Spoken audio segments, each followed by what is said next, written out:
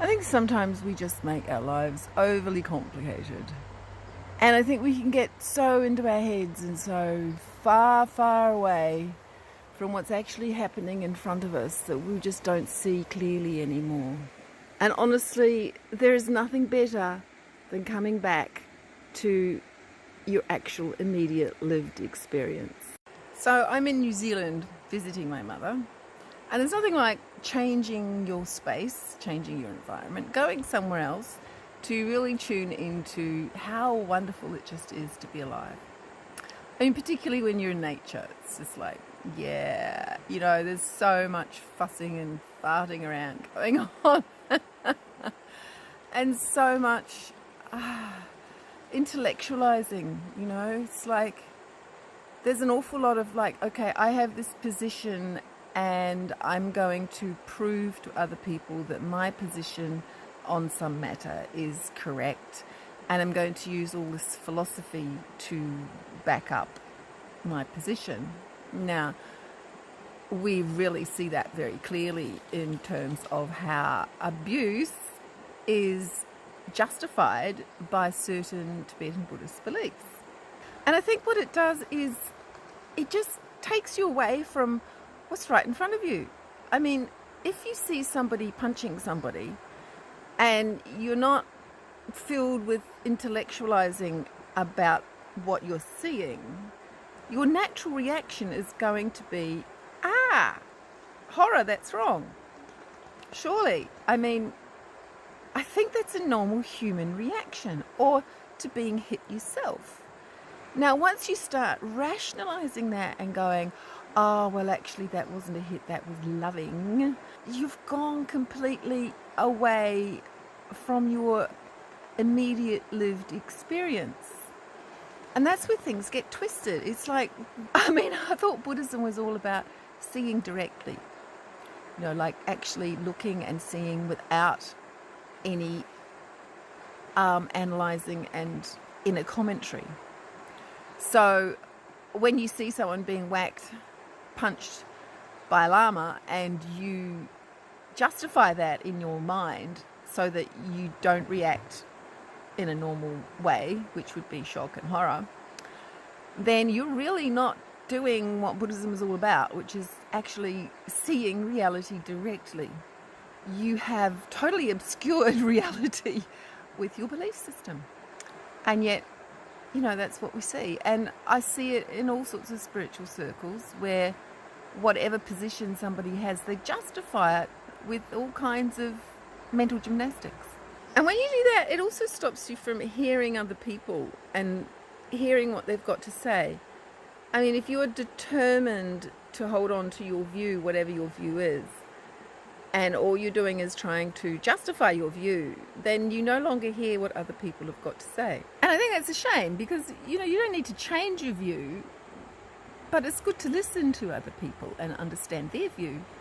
And also, we only have our own perspective, and we can only come from what we have learned and from our experience. And, in terms of meditation and Buddhism, there's a lot of teachers out there, and we can't, even if the teachers are really good, we come to our teachers with a certain amount of, with our background. And so if we're the kind of person who's maybe going to, bypass our issues, our emotional issues, if we are that kind of person, then we are likely to do that, even if the teacher's a really good teacher.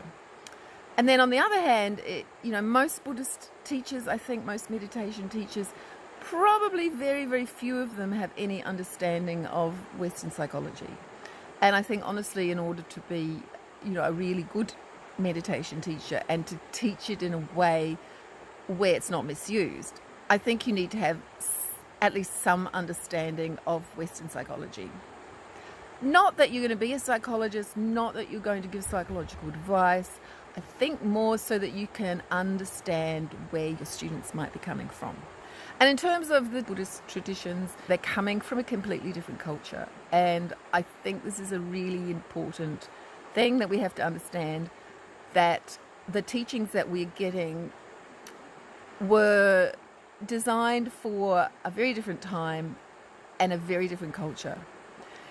And us as modern Western people, we come with a certain amount of, well, woundedness is a word that a lot of people use.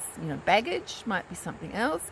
And even if we had a good childhood, and we haven't been abused, or we don't have any serious issues, we still come with a Western mindset. Western culture does have a Christian background, and that does come through. It comes through in our view of ourselves as primarily flawed. And I think that really changes how you hear, how you receive, and how you work with the Buddhist teachings. For instance, the Lojong teachings, the compassion teachings. Now, when you are told to take all blames onto yourself, the idea of that was it was supposed to help break down the grasping this false idea of yourself. You're supposed to break down a solidified ego, this idea that you are, a solid, unchanging, permanent, independent individual. That's what it's supposed to break down. But the Westerners come to these teachings already thinking that, they're to blame. It's like you grow up thinking and feeling that you're not good enough and that everything that's wrong with your life is your fault somehow. I mean, that's how we tend to see things, how we tend to end up grown up, and it's got to do with the education system a lot. You're already blaming yourself, so then you take this teaching about taking all blames onto yourself and you just make it worse. You just double blame, triple blame yourself. Oh, now here's the Buddhist reason to blame myself. It's all my fault. So what that does is actually solidify the ego, the identification with this solid sense of self which people have in the West, that they're to blame, they're at fault, they're not good enough. And so something that was designed to loosen up that ego actually ends up solidifying it further. If the teacher's not aware of that, then that teaching actually solidifies the person's problems and issues. And if that person is someone who has wounds from their childhood that they haven't examined, and particularly if they've had some very, very painful experience which they haven't worked through and healed, they've probably repressed it for a long time.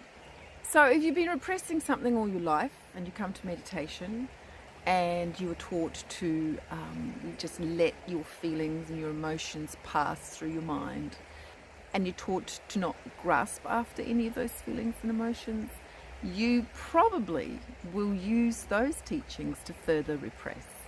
Now, the teachings tell you not to repress. They also tell you not to indulge in your thoughts and emotions. But it's very, very easy to think that you aren't repressing when you are.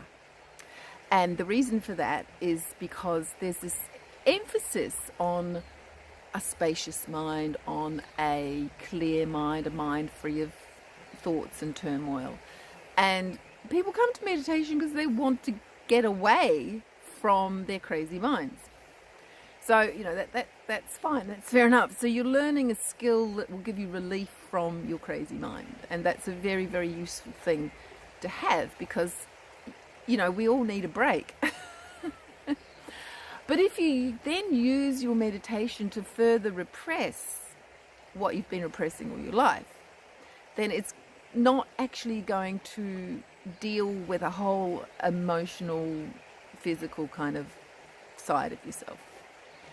And that's a problem. So, people call that spiritual bypassing. And if that's how you use your meditation, that's a problem because you meditate for years, but you're still stuck. So that's where the teachers need to have an awareness of this tendency of people to bypass their issues. And instead of using meditation to bypass the issues, use meditation to become aware of your issues. Now, the actual instructions are to feel whatever comes up and to be aware of whatever comes up, but just not to get caught up in whatever comes up. So that doesn't mean that you're supposed to ignore your thoughts and emotions. We're supposed to let them go, we're not supposed to hold on to them, but we're also not supposed to actually ignore them. Now that bit is quite often left out. I mean, it was sort of left out in Rigpa. We really weren't taught to acknowledge our thoughts and feelings. We were just taught to let them go. So you had this sense of, something comes up, I just got to let it go. And that easily becomes, a bypassing because you don't pay it any attention. So you can pay attention to your thoughts and your feelings. You acknowledge that they're there, acknowledge what they are, without then, getting all caught up in them again. So instead of using meditation to repress your issues, you can use it to become aware of them. Meditation doesn't then give you the tools to deal with those kinds of emotional issues that, we Westerners tend to have. Psychotherapy does. And so I think it's very necessary to have this combination so that the contemplative traditions of the East have their place. But psychotherapy also has its place. So if we're somebody who has had a bad experience with meditation, we meditated for 20 years and we come out and we find that our issues are still there, it's very easy then to turn around and completely disregard the meditation as having no value at all. And that's no different to people in the contemplative tradition saying that psychotherapy has no value at all, right? In actual fact, I think they work really well together. And the important thing is to use meditation correctly, not as a way to bypass your issues, but as a way to become aware of your issues. So if you find that, this pain is coming up, instead of going, I just got to let that go, I've got to let that go, I can't let it bother me, instead you're aware that this is coming up over and over again, and you become aware that it's actually really painful, and that you become aware of the fact that there's something there that you need to deal with. Then off you go to the psychotherapist. And a psychotherapist should not be someone in your sangha. Just in case your sangha happens to be a cult who twists their psychotherapy. You do not want a psychotherapist who's going to tell you that it's all your fault because you don't have enough devotion. No, you most definitely do not want that. I mean, finding a good psychotherapist is as hard, I expect, as finding a good meditation teacher.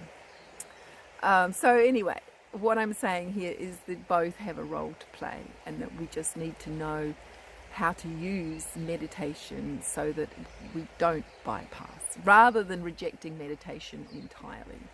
Because I find nothing more wonderful than coming to some natural spot like this and just being able to let everything go and simply enjoy the immediacy of the moment, enjoying the fact that I'm alive. And I'm aware of what comes up. But sometimes there is a lot of garbage that comes up.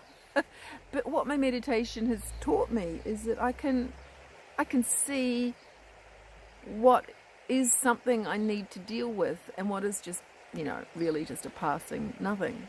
So this awareness of your thoughts and emotions doesn't need to be a disregard for them.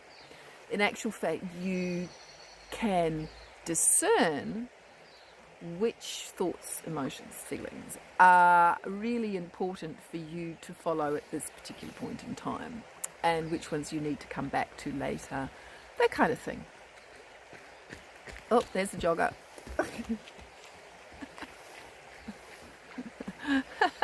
Public path and all that. So this brings us back to having teachers who actually understand the Western psyche in a way that I don't think that they do. And then Western teachers have this problem where they've swallowed the Eastern religion whole, and they're still teaching the way their teacher taught them because they've been taught that you must not change it. But in actual fact, we need to find new ways to teach, particularly these things that do cause issues, like these Lojong teachings where we're told that it's up to us how we experience a particular situation. You know, there's definitely truth in that, but at the same time, we can't ignore our physical reality. So to try and say to someone who's, you know, has got a lot of pain that, you know, they can handle that all, you know, simply with meditation, you know, it's not really helpful for a person who is already blaming themselves for whatever is caused their pain. So there are a lot of damaging kind of platitudes that have been thrown around. You know, you see them on Facebook all the time. And when they are put out there without a context, they can be taken the wrong way. And this is what's happened with meditation. Meditation has not been taught by people who have a real understanding of the Western psyche. It's been taught by people who have no respect for Western psychotherapy, no respect and understanding for the necessity of the two, of the contemplative traditions and the Western traditions of working together. And therefore it's been, you know, misunderstood, misused. And, you know, the reason why we bypass and blame ourselves is because it's very comfortable for us. You know, the Eastern teachers think that it must be uncomfortable for us, and therefore, you know, it's important for us to be uncomfortable because, you know, that cuts down our ego. But in actual fact, it's really comfortable for us. And that's why people do it, you know, because they've been doing it for years. And so, you know, blaming yourself, taking all blames onto yourself is very, very comfortable if that's what you've been doing all the time. There's no breaking down of your ego in that. It's just a solidifying of your ego, right? So it's actually doing the reverse of what the teachers think it's doing. It does no good for them to think that changes are making Buddhism less effective, because in actual fact it's not very effective the way it's being taught at the moment. In fact, it's actually damaging for some people. Now, that doesn't mean there's no value in it, okay? There's definitely value in it. It's wonderful to have this ability to have this immediacy of experience, to actually experience whatever life is throwing up at you with, you know, nothing standing in the way, no beliefs, no nothing. You know, you're just there. That's great. It's a very valuable thing to learn. If you're really here now, okay, to use an overused and misunderstood phrase, but if you are actually in the moment being completely aware of everything, you should also be aware of your body and your feelings and whatever's coming up. And you should be able to acknowledge what comes up, acknowledge what's there in you. And if the deep pain is starting to, you know, sort of break through your repression, then if you've got the awareness, that's very helpful because you become aware of it. Maybe just being in the immediacy of the moment is not sufficient for your issues to rise. But if you've developed meditation skills of being able to really focus on what's in your mind and feeling what's in your body, feeling feelings, then you should be able to use that in your psychotherapy sessions to, you know, really focus on what's happening. So I think it's a skill that can be used in the service of psychotherapy. Rather than being seen as something that's not helpful at all, I think it can be used in a very helpful way. And honestly, you know, sometimes, you know, it is just wonderful to be able to let everything go. You might call it bypassing, but it's like it's not always appropriate. It's not always something that you want to do, is, you know, to dive into whatever's emotion happens to be rising at any particular time. It's, you know, I think it's much better to have the ability to go, no, I don't want to deal with that right now, you know, and deal with it later, as long as you don't continually keep not dealing with it. It's putting the power back on the person to, you know, be able to look at yourself and decide, you know, what you're going to do and all that kind of thing. Because, You know, think of a situation where, you know, your boss is screaming at you and, you know, it's rising, you're feeling really pissed off. Now, in that particular situation, if you just go into your anger, you know, and spit out, you're likely not to have a job the next day, you know. So it's a very handy skill to recognize the anger that's rising and, you know, feel that anger and acknowledge that anger, but not have the control and have the skill to then be able to just, you know, let it pass without actually engaging in it, without actually getting caught up in it in a way that's going to be damaging for you and for other people. And that's not bypassing. That's using your awareness to, you know, manage your life. So I guess, you know, what I'm saying is it's like so many things. It's balance. It's not, don't throw away something, you know, just because it's been taught badly or taught without awareness of, you know, who the student actually is. And just because it has caused problems for people doesn't mean the whole tradition has no value. Yeah, so that's my thoughts today whilst sitting by the Mai Tai River in Nelson. I'm just feeling very grateful to be alive and enjoying the immediacy of the moment. And the fact that I knew that I was enjoying the immediacy of the moment just made me realise how entangled we can get with thinking about this stuff. And if we have an anti-meditation kind of agenda, if you like, we can miss the subtleties and we can miss the benefit of meditation. And I think it's really wise to see it as a tool. And like all tools, it can be used well and it can be also misused. I just think there needs to be a dialogue between meditation teachers and psychotherapists. And another person is wandering past with another dog, so I'll say bye for now. Ciao.